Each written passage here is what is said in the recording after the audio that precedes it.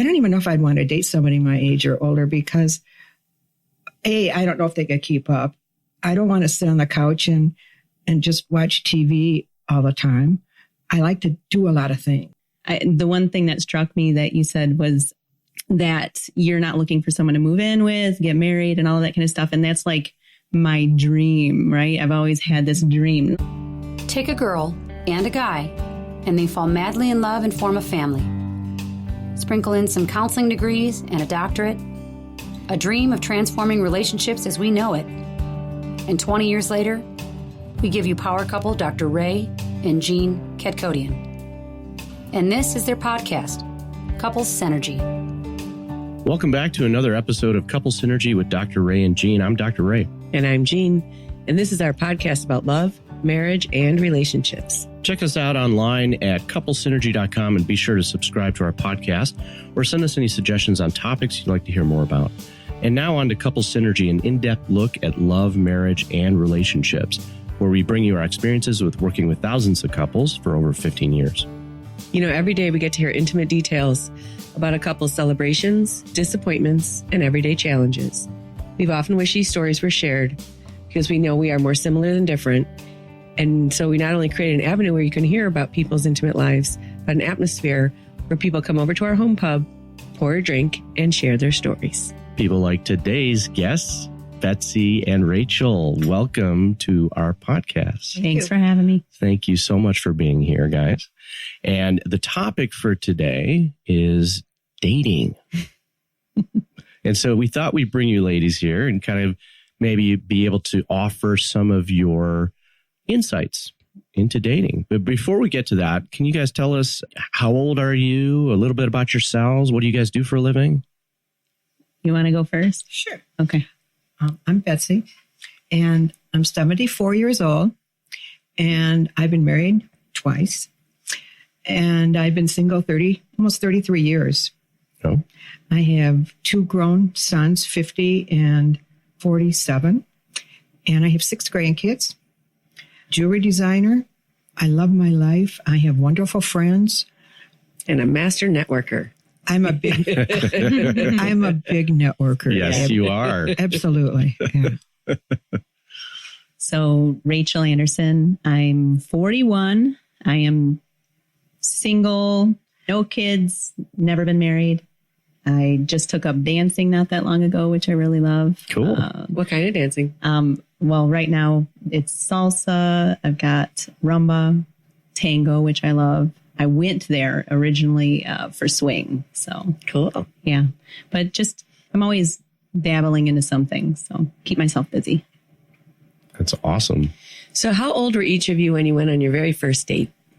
I think I was 7th grade. 7th grade. Not out in a car and maybe to a movie on a bus with some boy in my class, but not a date like we think of it today. What would be a date today? I don't know. It's been a while. Oh, it's totally Totally different? Totally different. Yeah. So 7th grade, that was your first date going to a movie? In the broad sense of the word. The broad sense of the word. Okay. If I had to nail down an actual date, I think that was like senior year. Mm-hmm. So I was always a late bloomer. So I had my little boyfriends and everything, but to actually go on a date, like where I was actually nervous and getting dressed and going somewhere. Yeah, I remember it vividly. I think my first date would probably be freshman year in high school. Yeah, I think so too. For you? Maybe I'll amend mine to being freshman. Amend yours to be freshman I will year? amend mine to be freshman. Okay. Because? No, because I think that's correct. That's correct. Okay. Yeah, when I was in grade school, I had a boyfriend, but that was more but it like in wasn't a a group. And date. yeah, you Yeah. didn't pair off somewhere. Right. So But yeah, my guy took me skiing, snow skiing, and he was pretty serious. He had just bought new skis, and I ran over his skis. Wow. Ooh. I mean, that's pretty involved. Like you have to go up to like Wilmot Mountain or something from here. Mhm. And then it's like a whole day. Oh, we go at night after like a Friday night. Uh-huh. You never did that? Not for a date. No. Went to the movies or something, right? And you're a freshman, your parents are driving you too. So Right. And then you go and sit in the balcony. And well, we didn't have balconies. Oh, in my hometown, we had balconies. Balconies for the movie theater? Yeah. Oh, okay. When you guys go out on dates, what are you looking for in someone? Well, that has been an ever-changing situation for me. I know that I date a lot different than I used to, even just in the last couple of years. So are you talking currently, or what was I? What's changed and what's current? Okay. Well, so I definitely, I just had a really good experience on a date. And it was more like how I came to the table. It was more like, would this person be a good friend? You know, and sitting down and talking to them about themselves, and way less about like what I look like, you know, like sexual energy, that kind of thing. That was kind of like not on the table. It was more like two people meeting, seeing, you know, what we agree on, what we maybe don't agree on, or, you know, what we like about each other. So it was a new kind of date for me. And in the past, it would have been more. It would be more pomp and circumstance. Mm-hmm. So like, you know, how am I presenting myself? You know, making sure every inch is perfected before you go out. And then just, you know, will I pass the grade or something? So I think putting a lot more emphasis on that moment, like that making it a crucial moment rather than something that can graduate. Mm-hmm. So that'd be the difference now. And how did you meet this guy, this particular? Just happened upon him, and he said I was beautiful and asked me for my number. It was as easy as that. So it wasn't like a dating app or online? Okay. I'm not doing any of that. I'm watching my friend, her going down in flames in a lot of unusual ways right now. Like it's funny. Like I remember when I did do dating apps, that was hilarious. You know, like I always had a good story. My hairdressers couldn't wait to see me because they would get to hear the next crazy thing that happened. So it was always, you know, there was always something unusual that had happened, or just the story of meeting somebody, you know. But this time around, I've just been taking care of myself, doing my own thing, figuring out, you know, what I want to do with my time. And I said, I'll meet somebody on the way, I'm sure. And that's kind of how it happens. Where you're at. Yep. Just casually going about it. Then, yeah. right? Yeah. And just, you know, having my eyes open too, you know, you can distract yourself with everything that you're doing, but just, you know, making sure you are connecting with people. And if you are interested, you know, pay attention. So, you know, it's not a distraction. Yeah. You know, it's a very interesting concept, the whole online dating thing. And, you know, when we met, that it didn't even exist. No, you did that. Well, it wasn't online dating. Great Expectations. Yeah, that was. Yeah, there was like it was almost dating, like matchmakers. Yeah, dating service type of thing. Yeah, that was before online dating. That was not the phone calls though. You remember the phone messages that you could do?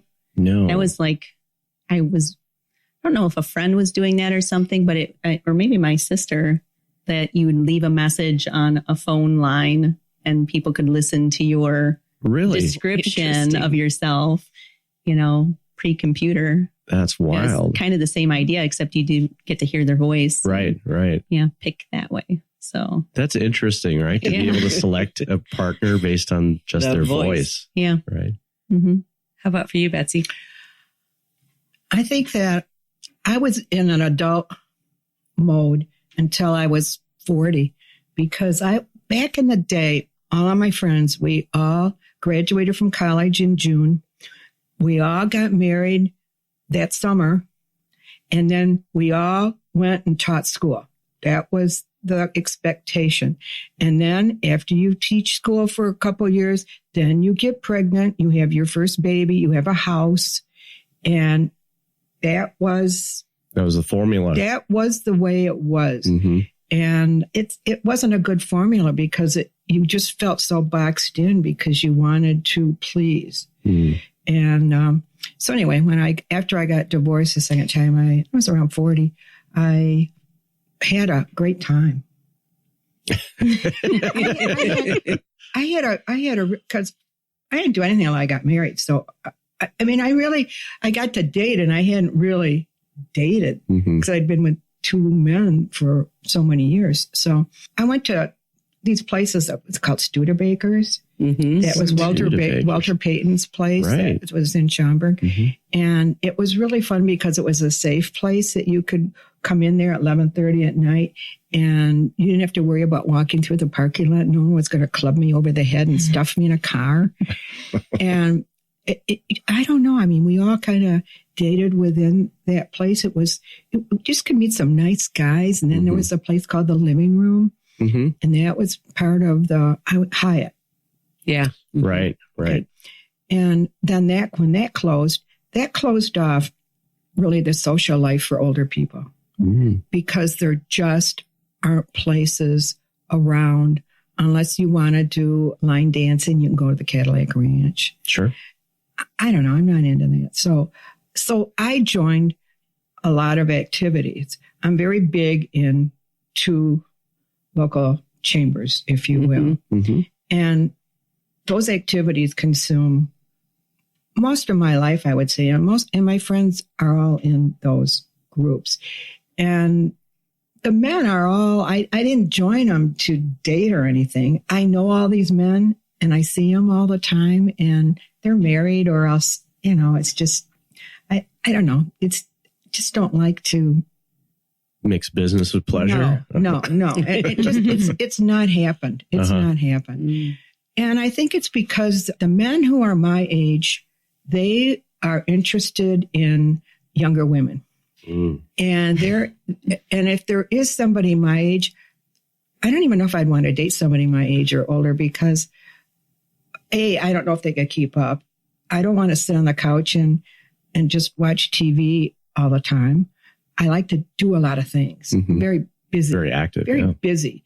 And so that would be a problem. And then if you start to get serious with a guy that would be close to my age, then his kids get all crazy that you're going to get serious with their dad and you're going to take away their inheritance. Wow. Serious. And I don't want that. If I found someone to go out with, it would have to be probably somebody younger, appropriate. And I don't want to live with anybody. I don't want anybody to live with me. I don't want to be married. I just want someone just to go to a movie or vacation. Just companion. Mostly companionship. Yeah. And the men my age that I have chatted with or dated or whatever, I mean, they want to be with these girls that are all big breasted and I say, but you know what? In the morning, I can make a sentence with a subject and a verb and I can make breakfast. And that's just always the big joke. It's always the big joke. But I don't know. My dating thing has mostly been with younger, appropriate aged men. What's appropriate? Probably 10 years. 10 years? I shouldn't, I don't know that there's a stipulation you can put on there because as you age, it's just not that important anymore. When you're younger, I was afraid to be alone. I was so used to having people make decisions for me. And so now I'm alone and I have kids and I'm making all these decisions myself. And it was very apprehensive living. And as you age, I personally have found that I'm very happy with myself being alone. I don't mind a Friday night or a Saturday night alone. Well, back in the day, I'd rather be dead than be home on a Friday night or a Saturday night. I didn't know. Good for you. But now it's changed a lot. And I don't know, I'm at peace, I think, because I've got good kids. I've got great grandkids. My social life is with my personal friends there. I told them that. This is kind of funny. I said, well, my friends are all younger because they're all working still, working. Right. And so obviously they're a lot younger than I am. And I said, well, you guys, my job is to teach you about making sure you get your shingles shot, making sure you get both of them, making sure you get your flu shot, the mother thing. Whereas I said, your job is to take care of me when something happens. Mm-hmm. Yeah. Like over the summer when I had that accident, everybody just jumped to be helpful. That's awesome. It was pretty spectacular. Your women friends become so important. Not the men so much, the women. Not the men so much. Has that been your experience too? For my friends? Yeah, I was actually just talking to my sister about this, that I have lots of friend connections with women, but yeah, men not so much. And I have like some really important men in my life right now, and I'm paying them for certain things. So like dance lessons and therapy. I have a relationship therapist that I talk to once in a while. And I kind of laugh about the fact that I have to pay all of them to be involved. But they're like crucial too, to not make that us versus them thing happen. So they all lend support in so many ways. Oh yeah. And my massage therapist, that's a guy. So yeah, I think the one thing that struck me that you said was that you're not looking for someone to move in with, get married and all of that kind of stuff. And that's like my dream, right? I've always had this dream, like not that I really wanted it in my 20s or anything very quickly, but I always have a picture in my mind, and it's funny. I kind of battle it of my grandmother. She had 10 kids. So, and that whole family structure, and I kind of started traveling later, like in my 30s, and, the kids didn't come, and I had a long-term relationship and it didn't come at that point, didn't get married at that point. So I filled my life up with all sorts of other things, even to present day. And so, I would still like that. I would still like that moment to be able to, connect, be with someone, and like for, end goal would be to travel the world. So go out and explore, do life, share my life as it is with someone else and see what else it can be too. So I didn't get that at the forefront. So now I'm looking for it at the end. And I get chastised because I'm told you put that out there into the universe, and that's what comes back to you. You don't want to do this. You don't want to do this. You don't want to do this. And I don't know. I guess you just don't want to go through the hurt and the pain. And I had a long-term relationship up until 8 years ago, and that lasted over 8 years. Mm-hmm. And I had to I flew up to Alaska every month for 8 years. Wow. Because he lived up there? Yeah. Oh, wow. Okay. And that was pretty cool. It was very wonderful.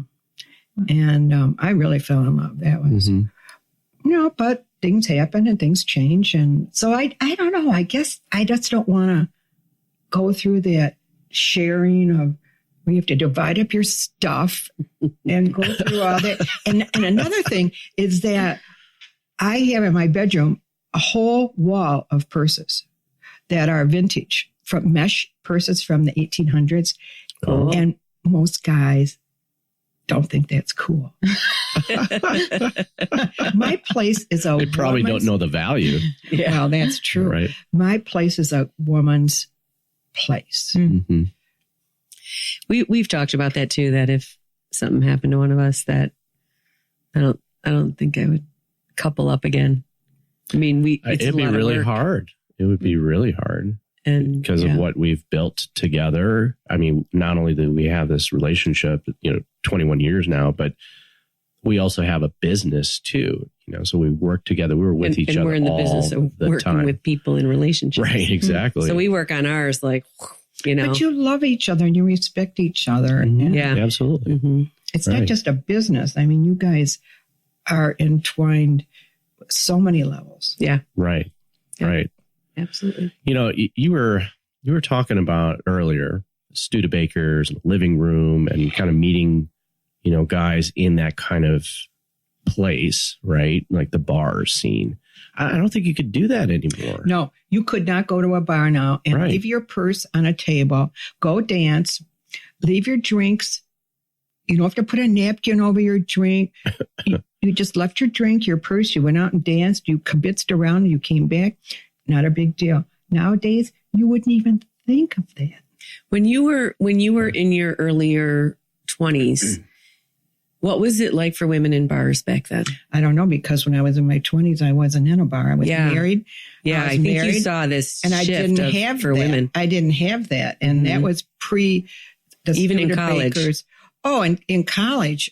Oh, yeah, I dated in college. I was in a sorority. Was there a bar scene? Oh, yeah. Okay. Oh, yeah, there was a bar scene in college. Mm-hmm. But I've never been a drinker per se. So that thing never interested me that much, because I saw what happens when women drink. And I don't think women who get overserved are that attractive.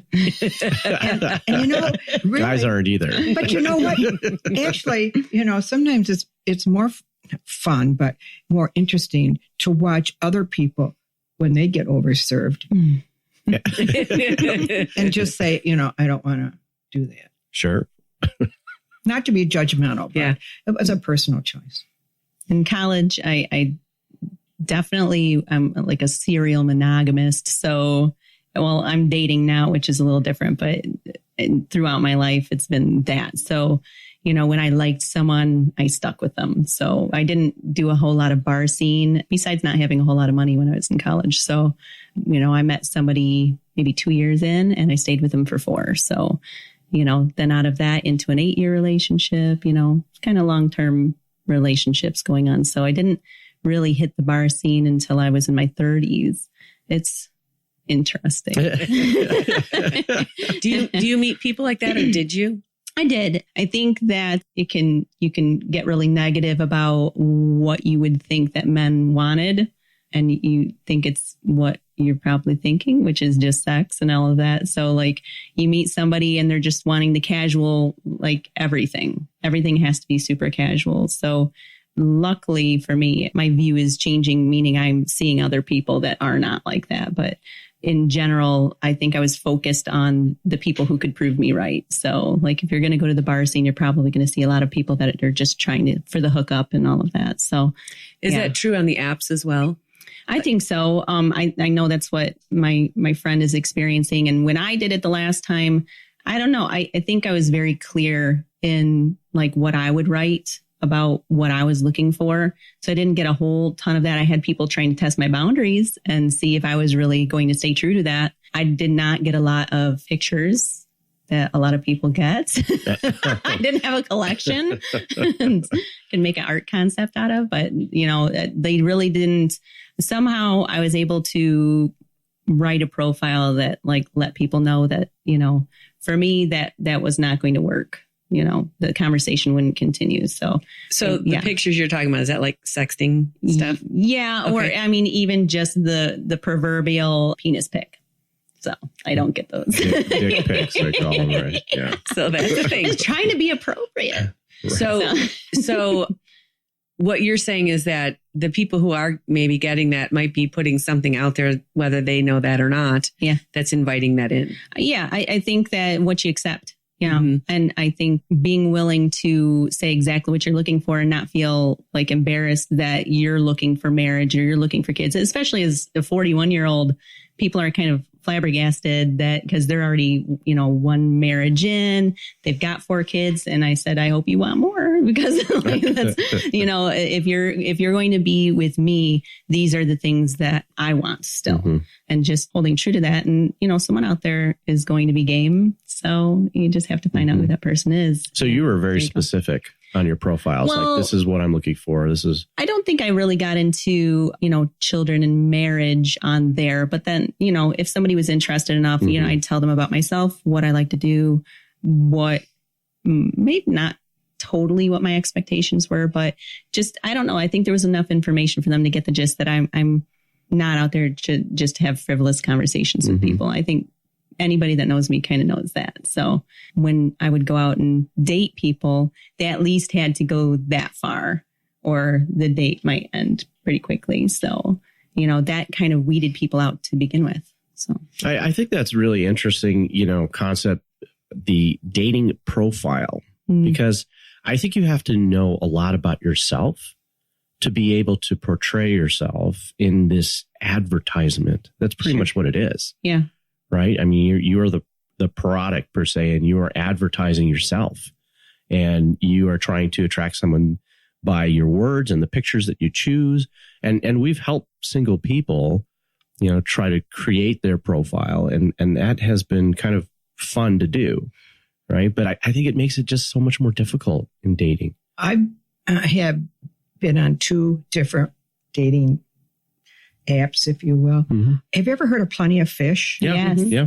Well, I call it Plenty of Carp. I'm not kidding. The guys, because you put in your age range, and again, I have appropriate age range for my age. And I'm not kidding. They all look like ZZ Top. And they're just horrific. And it's so funny. So I would send the pictures that people that would respond to me. And I'd send it to my friends. I'd say, here's my next husband. And it'd be some grisly looking. And then you'll see pictures of guys with their dogs. Right. Their dog. Mm-hmm. Usually not cats, but dogs. Right. You'll even see them with, I've been on the big one, Match.com. Okay. I've been on that now for almost a year. I've never responded to anybody. I've been more of a looker and being educated what's out there. And you'll see men that have their motorcycles Mm-hmm. because in the second part of their life, that's what their wife maybe wouldn't let them get one. Right. And now they have a motorcycle. Look at me. I'm adventurous. Would you ride on it? In a former life, my ex-boyfriend was in that business, so I'm very educated into that, Yeah, but not now. I just think that the men that I would see would be men that would perhaps take a picture with their dead wife. Now, when I say dead wife, I use that word loosely. Well, Somebody, they'd have their arm around a woman that was not their mother. Uh-huh. And why would you put a picture As their profile of picture? another woman Right. with the guy with his arm around? And then I even got so weird about it. I would look at the background of the pictures. Uh-huh. And if you'll see all these houses that are like from the 50s, the 60s, the decorative wood and all Sure. that stuff. I get not snobby, but I just find it interesting to look at what's out in my pool. Absolutely. And Absolutely right. it's pretty discouraging, to be honest. It really is discouraging because I like to travel. I've traveled to London by myself. I've traveled to Italy by myself and spent 2 weeks. I went with 6 girls to Switzerland. I went with 8 girls to France. And it's been so much fun. Mm. And these men, they talk about, well, they would just like to go for a walk or maybe go camping for the weekend. And even when you're specific and, you say, well, I'm not into, the walks in the sunset and the candlelight dinners and, the trendy stuff everybody Right. always All the always says. romantic stuff. Yeah. But I just think that the pool of eligible men that I think I would be curious about is pretty small within a 25-mile radius. And you go on these sites and you tell them whether you want, what ethnic types you would like, Mm-hmm. and what's the radius that you would go to. Mm-hmm. I would get people that I would not choose to date because of whatever. And then how far away they had to be. And you pay for this site and it doesn't matter. I still would get them. I would get people from Florida, people from New York. I find that troubling. Yeah. Especially if you go to do all this stuff ahead of time and then. Are you setting your radius like the entire United States or? No, Okay. a 25-mile radius. But I'll tell you something else funny. I don't mean to hog the time here. No, this. Last year, my friends were all disturbed the fact I've been single for so many years. Mm. And I like to have fun. And they thought it was time I met somebody. So they got a matchmaker for me. Oh. And I have a party every year for my birthday. Mhm. And this has gone on for 20 years. And it's a big party. Mm. Well, this year they decided to make it the dating game. Oh. Are you familiar? Yes. Yeah. Yeah. Da, da, da, da, da, da. Chuck Woolery, right? Well, before that, it was, well, but yes. Yeah. And they have the backdrop with the big flowers Uh-huh. and then the words dating game. And then the woman would sit on one side in the screen and then the three men would be on the other side. Okay. Well, my friends could hardly wait. I mean, they got sponsors for this party. Wow. I mean, it was a big, they rented chairs, they rented microphones. It was most spectacularly planned event. Now I am beside myself thinking, this is it. This is it. That you're going to meet him? I'm going to meet my next husband. And all my restrictions are going to go away. Well, you don't get to see him. You only can hear him. And, when I said, if I was going out, what drink would you make for me if we went on a date? And the guy said, well, I don't drink.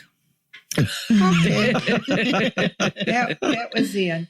I said, if we went to a bookstore and to get a book, Mhm. what section would we go to? I thought, well, if he liked cooking, I know if he wanted to look at books like that, I would know, well, maybe he's a good cook. Or if he likes mysteries, I like Dateline. So anyway, this guy said, one of them said, I don't read. And another one said, I would just go to the tennis section and look at tennis books. And I thought, you are a dweeb. Did you not pick anybody though? I had to pick You one. had to pick one. I had to pick one because my friends had bought a dinner out Oh, for really? two of us. Oh, yeah. Anyway. Who was in charge of selecting the candidates? Okay.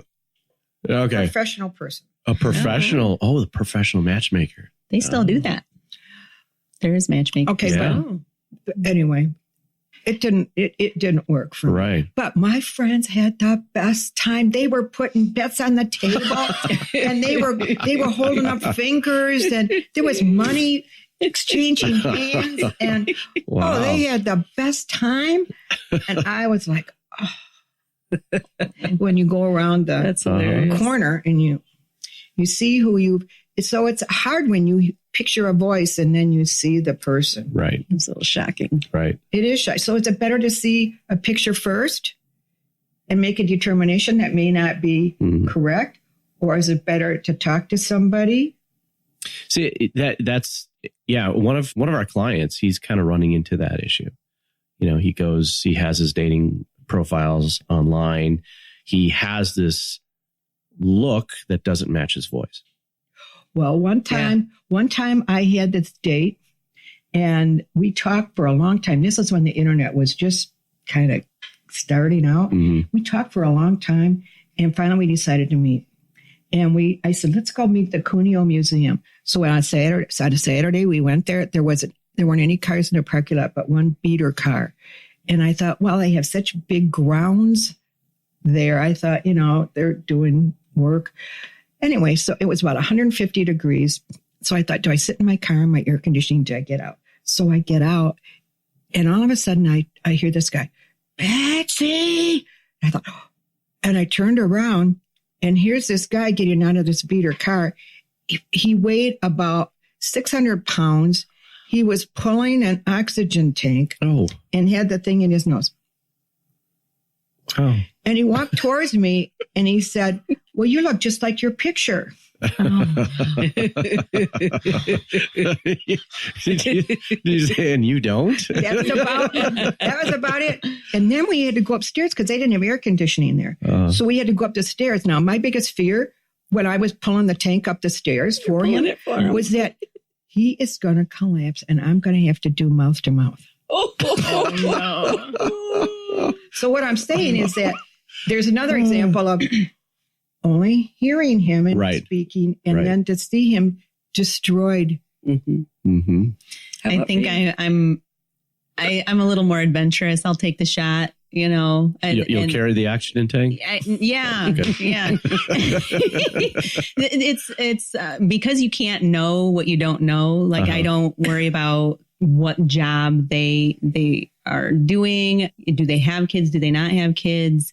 For me, it's the connection first. So meet them, see what they're like, and you know it or you don't. And, you know, as long as you go in with the frame of mind that, you know, it's just a night or it's just meeting for coffee or something, and it's either going to work or it's not, it's a good shot. So it's an adventure. Yeah, it's an adventure. How about you for age, or what other things might be important? Religions, politics, belief systems?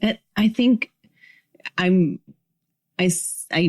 growing out every single day. So like anytime that I think that I don't really have a style of person, I think the only prerequisite is they have to be kind to people.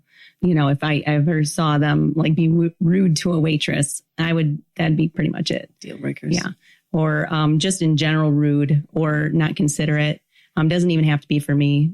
It's to anybody. You know, people who are accepting of other cultures and religions and everything. That's my comfort zone. So as long as they're real open, then we can figure out the other details, you know, and see if they can fit. And, you know, maybe I'll learn something new too. So I like that. You've had several very long relationships. Mm-hmm. How come they didn't end in marriage?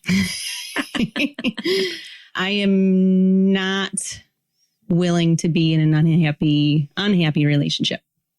So if it is someone that is thinking of it as a ball and chain, not really, you know, seeing it as two people coming together to build something great, and it starts to be really constrictive. I have a hard time with people pleasing. So I'm a member of that family too. When I go into relationships, and I've been doing a lot of work in the last couple of years to make sure that I keep my boundaries, you know, keep doing for me, keep growing, and try not to constrict myself in relationships, which is probably why I've taken about a year off of my last relationship, so that I can try to hold on to that and see when I go into the next relationship that it is a partnership and it grows. So yeah, they end because of, you know, the paths just weren't meeting. So, So you knew in those relationships that they were not going in that direction. Right. Well, I mean, it was pretty obvious. It wasn't like me being the all-knowing person, like things were happening, you know, that you have to pick up on everything and decide, is this going to make me ultimately happy and continue to be happy? And the same for them, you know, if they're not continually happy in the relationship, you don't hold on to it. It's not like you're required to stay there. So it's both people coming together and enjoying themselves. So, and once that's done or it can't continue, then you just got to end it and let both people go out and try it again. So one thing that I often say to people who are going through some type of a breakup is, oh, you're on the 1-year plan now. And they look at me terrified, especially women, because, you know, we have that difficulty of figuring out being alone, right? And the people pleasing, right? We're totally domesticated like that. And I see, for 1 year, you need to become the person you would like to spend the rest of your life with. And more often than not, after they do that, they find that type of quality in another person that also would like to spend the rest of their life with them. So that 1-year plan, good job. That's awesome. I did not foresee that. I was telling my friends the other day, you know, I just cannot believe that I haven't, you know, gone out on any dates. I didn't, you know, seek anything out. I didn't go on Match.com or any of that stuff. And just, it's uncomfortable. But every time I made a step forward and did something for myself or changed like a complete different direction that I just know that I wouldn't have done, like, because I have that ability in a relationship to stop doing my path, you know, that I kind of blew up this past year and really branched out and did everything that was in my abilities to do and made some pretty big decisions during the year. So, and I know if I was preoccupied with a relationship or at least dating, you know, along with everything else that was going on, that, you know, I wouldn't be in a fuller version of myself right now. So yeah, absolutely. And it sounds like, I know for me, and it sounds like for you guys, that when you're younger and you're dating, you're worried about what they think about you. But as you get older, you start to think about what you want in them. Right. Yeah. Yes. And is it going to like what you were saying with the traveling and all of that, that went into my profile when I was doing the online dating. Like I go out and I do things and I want someone with me to do those things. Like you can go out and do all sorts of things by yourself and that's fine. However, having someone to share that experience with, that would be the icing on the cake. So, you know, they could either, like, let's say I met somebody that was more of an introvert.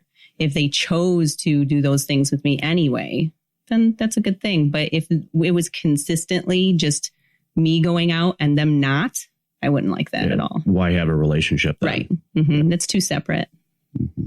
You know, though, I think as you age, I miss things of having a relationship that I was in for so many years with not that long ago. You miss holding hands. Mm. I go to the grocery store and I watch the couples that are buying groceries in the cart in front of me. I watch to see who takes out to get the money to pay. Does the man pull out his wallet? Does the woman open her purse? Does she write a check? Does he give the credit card? Does he help pull the groceries out of the cart? Does she unload the cart? Does he just stand there? When I go out for dinner, I like to watch couples in restaurants. I like to see, and again, this might not always be true, but the ones that are dating are chatting, they're talking, they're laughing, they're going on. And the ones that are married are on their phones and they don't talk. They just sit there and eat and look around and everything. And I don't know. I think you get real cognizant of your surroundings and what other people are doing. Yeah. You miss hugging. You just miss sleeping with someone, not to do anything. Just, you miss it. It's more than just Contact. You can miss that too, though. You do miss you do miss that. And, you know, you get so much from your family and your friends and stuff and your animals, but that's always something that could happen that you just don't know. And you just have to leave yourself open for opportunities. Do you guys have like an idea in your head or a rule of thumb of how long you would date before becoming intimate with someone? I've never been able to pull that off. I'm hoping. I think, no, I don't put a lot of concentration. I too love touch. So yeah, it's hard for me because, you know, I connect with people, you know, just through conversation and everything too. So, but touch is the ultimate, of course. So I think that it has changed, you know, for just in this past year, just, you know, being able to be by myself and everything. Then it's kind of, you have to let the possibility of sex go, which is okay. When I am approaching dating now, it's kind of, I'll know when I know, but I'm not going to, this is my guess, is I will listen to, you know, what is going on in the process of the relationship rather than just rolling with emotion. That's, I don't know why or what that'll look like at this point, but, you know, not just jumping to it because we have a connection. Fine. Let's go for it. You know, trying it a little differently would be interesting. Steve Harvey says you have to save the cookies. You have to save the cookies. You're not supposed to give the cookie away. Right. You know? I have heard him say That's that. Great. You know, I think that does set up a precedent within a relationship, especially, you know, at this stage of your guys' lives. Like if they think, well, how often does this happen right away with someone, you know? And I think it does start with a little bit less trust. And I know for us, I think I waited more with you than anyone else. Not that long, but it was well, a yeah. I conscious mean, thing I did. if that's what starts the relationship off, then, you know, I think that it sets a precedence. Yeah. You know, and you're really not connecting with the person, you know, at a soul level, you know, it's just physical. Right. And I don't think that men really respect women that, you know, sleep with them on the first date. Yeah. And I think that the same thing for women. I know that I've thought the same thing in the past, that if they're just going to go for sex right away, then what kind of relationship would this be? You infer a lot of things based on how you do start out the relationship. So, well, I mean, as we were talking about, you're inferring a lot just by their pictures that they're putting on their profile. And the background. Too, right? And that is true, though. I mean, a guy that puts a picture with his dog, is that he wants to show that he's nurturing You know, he says that he camps. Is he looking for a woman who's outdoorsy? You know, it's all just, we all start reading into everything, right? And I think dating, it is even more complicated because of all of this stuff now, and things have changed, right? And now with technology, and now with people having to figure out their independent lives, financially, everything, just so many dynamics here that single people have to navigate through. Well, it's hard. You have to make all the decisions for yourself. I mean, I've been doing it for so many years that I just can't imagine having, you know, like, for example, okay, I'm just going to buy sliding glass doors. So I do all my homework now, and I ask different people questions. I go online. I look at different companies. I make a spreadsheet. I'm very thorough about things. And in the past, you know, you look for your husband to give you guidance. And when I was married, I didn't even know where the mortgage was because I just turned my paychecks over. And now I know way too much. I know way too much about where every penny goes. Yeah. Because I make it happen myself. And if I make a mistake, well, then shame on me. Does that change the kind of guy that you are looking for then? You know, if you meet someone that's very traditional, right? They're coming from the perspective of, I'm the man, I make the paycheck, I handle everything. I would, you know what? I think my deal would be, I would like someone who has his own agenda, who has his job that keeps him busy. I wouldn't want to be his whole world. I don't need him to call me every hour. I don't need him to be texting me 55 times a day. You know, I would want him to have his own busyness, and that, you know, I'm not his whole world, or he's not my whole world, but he's a part. And I don't want to make that sound very clinical, but I think it's just because, you know, what we've become, what we've had in our experience, and we know what we don't want to do again. So the youngest you would date is someone in their 60s. How about for you, Rachel? Maybe I would normally say not any younger than 30. And I have not really been interested in anybody older than me. I've done that once. So, and I think it's along the same lines. It's energy.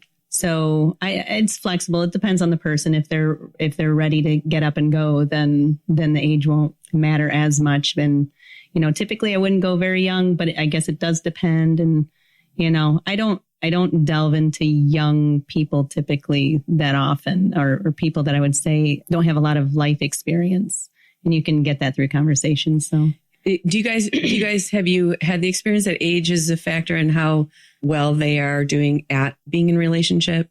Yeah, I definitely relate that. Yeah. I think if they've never been through a serious long-term relationship, I question that. So, and I think that the more experience you have in relationship, the better you are at it. So, and somebody that's actually interested in doing relationship well, that would be key. That would be definitely a great bonus. It's too bad that we have all this knowledge as we age, and then poof, we're gone. You know, I'm so much better now, I think, than what I was.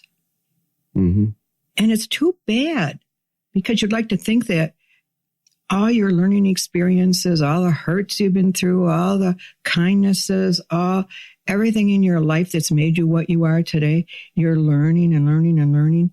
And then poof. Yeah. Instead of being able to share that. Well, it's just over. And it's so sad. It's too bad we can't come back old and die little. Benjamin Button. Yeah, just die as go backwards. Little babies, you know, because you've learned so much, and, you know, you try to tell your kids things, and, you know, they want to hear so much. And I think also when you have all of this knowledge, it can backfire on you, because you think that you know what you want. You put all of these rules on it. You have all these profiles you can read into and look at, and you talk yourself out of a lot of opportunities. I think that's true. Overthink things. I think that's very true. That's what I said. I think you put out in the universe, when you put these restrictions, I think that definitely pinches some people off. But what do you guys think guys are looking for? The big boob thing again. Big boobs, loose women. I think my ideal person would be looking for the brain. So, I think we tend to categorize most men in with dating websites. Those people are not your typical part of society. They're a cross section, and there's certain types of people on there. Some will be good, some won't. Some have major hangups, some don't. But we kind of lump everybody together as we end relationships and say, well, they all want this or they all want that. Right. But I tend to keep it in perspective that everybody has their own path and their own frame of mind and what they want in a relationship. And I do myself a detriment if I sit there and say, guys just want young girls, or they just want, somebody to have kids with or take over their kids if they already have them. That is like my conscious decision over the last couple of years to just try to not put my constraints on like what I think guys are like. It doesn't help me. I need to meet that person, because otherwise it's a self-fulfilling prophecy. I'm only going to find those guys. That's a great perspective to have. Yeah. How delicious is it to meet somebody and you sit down with them and you spend 6 hours sitting there, water after water, drink after drink, whatever, and you're just enraptured. Yeah. How delicious is that? Yeah. Those good beginnings. I would like a beginning. Our son, who's 20, him and I talk a lot about dating, and he says, he has a hard time finding girls now in his age range that actually want a relationship, and they are looking to hook up more, and he would prefer to be in a relationship. And we were at the Texas State Fair, and he came up to me and he said, Mom, when I was in high school, I always thought it was so weird that these older guys would try to date the girls in high school. And he said, but I'm looking around and I can't tell the difference between a 13-year-old and a 25-year-old. And they all dress. Yeah. And he's like so confused. And he's like, and for him, he's like, I don't know if I open a door for someone, if I'm harassing them or if I'm being kind. I don't know if I'm going to get in trouble or not in trouble. It's very confusing. Still say, guys should still open the doors for women and be polite and be kind.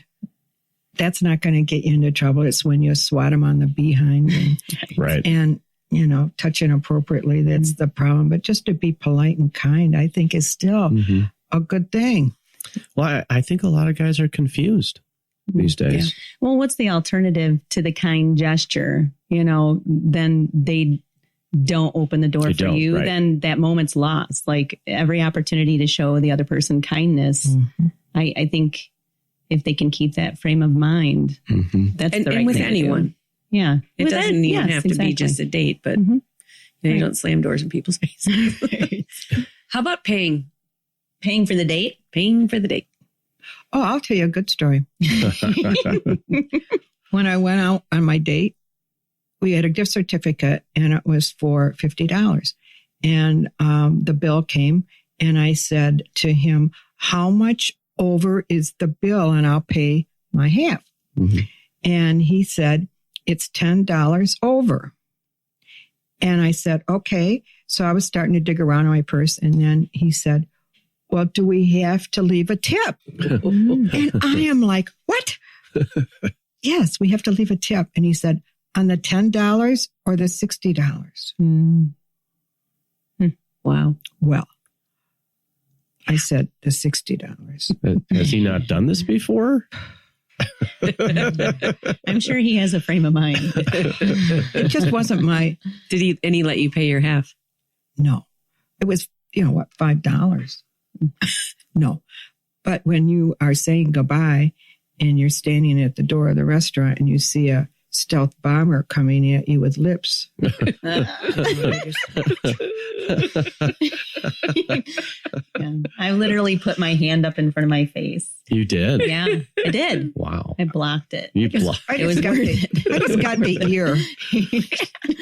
Yeah, it was because he's one of my favorite stories, and I'll give you the short version. He really loves Britney Spears. So we're going back to the car, and we're getting into he walked me to my car, which is very nice, and he saw it, and he said, "That's your car?" And I said, "Yes." And he said, "Why?" Why? He insulted you. And then he tried for the kiss, and then at the back of the hand. So how do you handle the paying thing on the first date? I'm always ready with money. I always have it with me, and it's the very first date. So I really don't care if they had me pay for the whole thing. That might be a little weird. I think I draw the line there. But how often do you end up paying? Most of the time. Really? I would say my half. Yeah. I don't love it. And I do love the gesture when he just takes care of it. Like that's most awesome. of the time guys don't even offer. Yeah, that's right. And they allow you to pay half. They do. Wow. I couldn't even imagine. Maybe I come off across as a independent woman or something. I don't know. I always recommend women to never pay on the first date. And, to me, we still are the ones that can get pregnant. Even if we're not in that mode of our lives anymore, guys need to learn how to woo. Right. And they've stopped doing the wooing. Mm-hmm. And it creates a long-term problem in a relationship that it loses the sexual chemistry. Mm-hmm. And if a guy allowed me to pay for half a date, I would never date him again. Well, that's the result. Yeah. Like I let them, it's a social experiment. It is something that I do for myself to make sure I'm not requiring anything. I can take care of the situation if I need to. But if they do choose to pay, it's not like that's not telling. Right. Yeah. Yeah. Well, I think for the younger guys, though, chivalry is kind of dead. And scary. And they don't really know. Well, yeah, as I said earlier, I think younger guys are confused. They don't really know how to act. Mm-hmm. And blame it on the generation before hasn't taught them. I don't know. But, the Me Too movement, I don't know what the contributing factors are. Mm-hmm. But men aren't forthcoming in that way. They don't step up and take responsibility, pay, for the first time or open doors. Because I think maybe they're going to be confronted or challenged or judged for it in some way. And they're very hesitant. A lot of the guys that we talk to. Yeah. And I think too that a lot of guys are raised by women and they just expect women to take care of things. Yeah. And so they don't even get to that point where it's like, oh, I'm a guy, I'm supposed to do X, Y, and Z. And they're still at home with their mother and mother's still laying their clothes out for them. Right? Well, I was a single parent and raising my boys, and I had things that I said to them that I wanted them to know how to do before they left my home. And one of them was because I did travel in my job, and I was always afraid if something happened to me that they would be able to do okay. So I taught them how to buy meat in the grocery store. I taught them how to make a breakfast and a dinner. They had to know how to iron a shirt. They had to know how to treat a woman. They had to know how to be polite and open doors. And I don't know, I just had a bunch of things that I wanted to make sure that my boys were good boys. And, being a divorced parent is very difficult. It's very difficult. Fortunately, in my particular case, I've been very blessed by my kids. That's awesome. That's wonderful. Because a lot of mothers don't teach them all those things about how to take care of yourself. Yeah, right. So that a woman has to do everything for you. I think that's the biggest imbalance we see even in long-term marriages, where the guy doesn't really want to, or even feel the need to be more contributory. Yes. Besides bringing home a paycheck. To go get groceries, to hold your baby, to change the diapers. I think that's why we always feel like we're looking for the one diamond in the rough, But that's the whole point. Like if that's your cup of tea, if that's who you're looking for, then you're willing to wait until you find that person that's willing to go that step further. Christian Northrup, she's a really famous OBGYN that wrote Women's Bodies, Women's Wisdom. And she says, dating is like the same thing that happens in the body. The egg just presents itself and all the sperm come running and some die and some get lost. And then she says, but the one sperm that does get in, the egg, the first thing it does is start correcting its DNA. And she says, that's why all the good men are taken, because men need women to help them learn some of this stuff. And I think we're not so good at dropping the hanky or letting them pay. And we give them the idea, yeah, we'll take care of everything, So can men and women be friends? You mean after you've had a sexual relationship and you're not involved anymore, or just friends? Just in general. Oh, I have a lot of men friends that there's no sex involved. It's just friends. And I know a lot about them. They know a lot about me. And it's purely a social thing and a friendship and I absolutely think men can be friends. Yeah, I agree with that. I don't think I've delved into it a lot because when I'm in a relationship, I didn't want to disturb it. So I didn't have a lot of guy friends outside of the relationship. Maybe people we mutually knew, but on my own, having a guy friend, and I wouldn't mind exploring that more. And I think everybody now at this age level would be able to do it a lot better than like younger people. I think they tend to look for the opportunity to make it more than that. So I don't know, just an opinion. It's always a very interesting question. And this is kind of referenced from When Harry Met Sally. You guys ever see that movie? Mm-hmm. Billy Crystal said that men and women can't be friends because sex always gets in the way. Right. And whenever we're working with couples or individuals and they start talking about their, opposite gender friends, there's always complications there.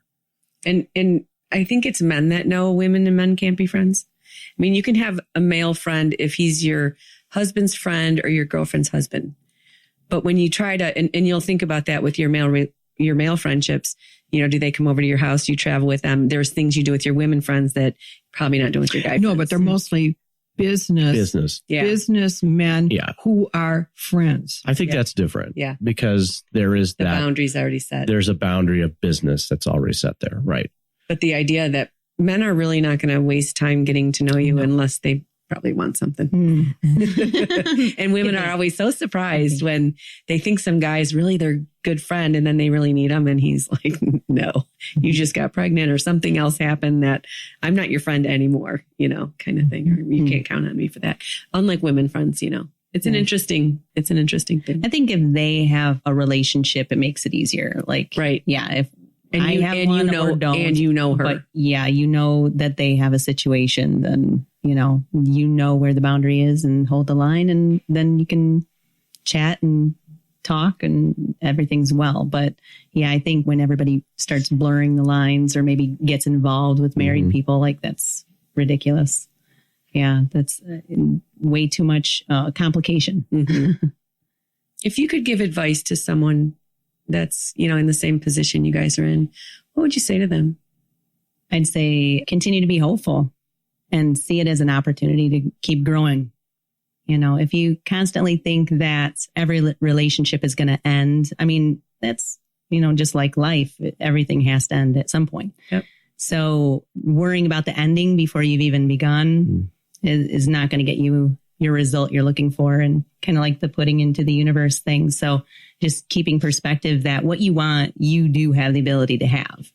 You just have to be willing to put in the time and the energy into either, being open to the possibility, growing. You can't sit in your house. You're never going to find anybody if you're sitting in your house. So just get out there and give it a shot. What I would tell someone my age or my younger self? Either one. Yeah. I would tell my younger self, if I had it to do over again, perhaps not to get married until you're older and go out and have some experiences, because I went right from my parents' house to a marriage. So that was interesting. To my peers, I don't know, a lot of us, because I'm in a book club with some ladies, and I think a lot of us are pretty strong women who like ourselves, which I think is huge. Mm-hmm. If you don't like yourself, it's zero. But it took a long time to get like that, because you feel when you've had some failures in your life and people have pointed them out to you, you feel like, wow, I'm not worth anything. Your self-esteem just goes down the tubers. And I think that after you've made some accomplishments, whatever they are, whether it's your job, whether it's your friendships or whatever, I think that helps bolster you up to get through. Let's face it, we all get lonely. Mm-hmm. I don't want you to think that if I sit home on a Friday and Saturday night that I can't ever be lonely. I can be. Married people can be lonely too. Mm-hmm. I can be. It's how I choose to use that time. I'm a big reader. I like to color. I love to color. Yeah. I make jewelry. I have a huge jewelry room. I go down and I work on my jewelry. So I have a lot of alone time, but it's not, I don't think of it as sitting in my house with a lap robe and my cat is on my lap. And, I don't think I'll ever be that person. Yeah. Ever. What was the most impressive thing a guy did for you on a date? It's big size. Yeah. Grandiose gestures, I've had where they're kind of overdoing it. So you're not recommending that? No. The couple of dozen roses the next day after a first date kind of thing. Like that's a little overkill. Best of intentions, but comes off desperate. Yeah. Yeah. Low Or just, what's now the expectation? Mm-hmm. They're feeling something that maybe I'm not there yet, or Right. I know I wouldn't be. It's the first date. It's the small gestures like you were talking about earlier. I just love when they pull out a chair or they're active listening. That's my favorite. So sitting there and actually taking it in, asking questions, adding their experience, hands down, best dates are always that. The person that just wants to show a good time is not as effective or meaningful as somebody that can sit down and have a true conversation with you. So that I think is the grandest gesture. Just is being present. Being present. Yes, absolutely. I think mine was getting off an 8-hour flight to go up to Alaska. And after 3 different flights to get there, it's always such a long day. And having the Diet Coke in the car. Oh, this is a little thing, but having the Diet Coke in the car, and I'd get there and to his house, and there'd be some little flowers he picked off the roadside. It wasn't necessarily something that he had to buy, but just some little gesture thing. And for me, I think what's important is that when you speak to someone, they look at you when you're talking. Mm. And some of us talk more than other people. And I get that. But I just think that's so important, because how rude is it when you're with someone and they're looking around, or you're at an event and the person you're speaking with isn't even listening to you and they're already thinking about what they're going to say. Right. We put down the cell phone too. We have a rule. We have a rule when I go out with my grandgirls. The phones have to go in the center of the table, and I'll say, if I come out here to visit you, I don't want you guys texting or getting phone calls. When I leave, whatever you'd like to do is fine. That's actually a gesture I do on every date. Is I will have the phone on silent and I put it away. It does not come out until the date is done. They actually have a term for that now. What is it? Phubbing. Fubbing. Yeah. When you snub someone with your phone. Oh, Right. wow. Who termed that? It was in Australia. There was, I don't know, a researcher or something. I don't know. But yeah, it's a very big problem because what you're saying in your conversation with this person is you're not important right now. What's important is the other person on the other end of the phone. You know, we also talk about, you know, what's the first thing you touch in the morning?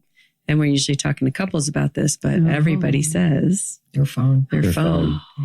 And, you know, it really sets a tone for your day. And if you remember when you were a child and you would wake up and sort of look around the room and just sort of be for a little bit. And we're so quick to, and then, it's in your face. And what's in your face? Something not important that seems very urgent or whatever, but it just takes you off on tangents. And we have such a hard time being present in our lives that, you know, you would think that should be an unspoken rule to go on a date and be present and pay attention to the person sitting in front of you. But yeah, we have so much distraction, including you can't go in a restaurant without 30 TVs in your face. And it's such a bombardment and it's so distracting. And so we have all of this, you know, I call it like fast food stuff, just in your face, that you never really get down to the good meal. What would you say to a future partner? Let's love each other for who we are, not who we want the other person to be. You're in it for the long haul if you're going to date me. I don't date serially. So whoever it is that wants to spend time with me, be willing to consider that this could continue. That's awesome. Cool. Well, guys, Betsy, Rachel, I want to thank you so much for being on the podcast today. We really wholeheartedly thank you. You know, we get wounded through relationship and we heal through relationship, and people have been sharing their stories since the beginning of time. And we hope that by you guys sharing your stories, it's enriched your lives and the lives of our listeners. Thank you. Thank you. And again, for all you listening out there, if you have any questions or topic suggestions, please feel free to leave a comment or look us up online at couplesynergy.com. Until next time, synergize your life, synergize your love.